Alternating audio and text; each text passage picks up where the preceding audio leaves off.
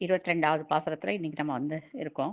So இந்த திருப்பாவை நோன்புல இது ஒரு பெரிய வேள்வியா டெய்லி ஒரு பாசுரம் சேவிக்கிறதுங்கிறது நம்மளுடைய முன்னோர்கள் ஏற்படுத்தின வழி. ஸோ அதப்படி இன்னைக்கு இந்த பாசுரத்தை நான் சேவிக்கிறேன்.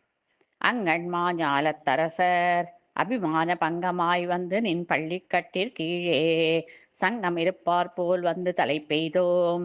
கிங்கிணி வாய் செய்த தாமரை பூ போலே செங்கண் சிறு சிறிதே எம்மேல் விழியாவோ.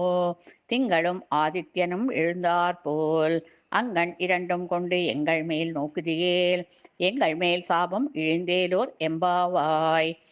அங்கண் மாஞாலத்தரசர் அபிமான பங்கமாய் வந்து நின் பள்ளிக்கட்டிற் கீழே சங்கமிருப்பார் போல் வந்து தலை பெய்தோம். கிங்கிணி வாய் செய்த தாமரை பூ போலே செங்கண் சிறு சிறிதே எம்மேல் விழியாவோ.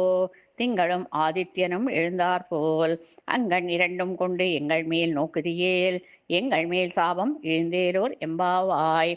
அதாவது நம்ம பெருமாளை பார்க்கறத விட பெருமாளுடைய 2 கண்களில் இருக்கிற அந்த ஒளி சந்திரனும் இது ஆதித்யனும் இது சந்திரனும் சூரியனும் போல நம்ம மேலே பட்டதுன்னா நம்மளுடைய இது பாபங்கள்லாம் போயிடும், நம்மளுடைய சாபங்கள்லாம் விலகி போயிடும் அப்படின்னு சொல்லி பெருமாள் கிட்ட ஆண்டாள் சொல்றா.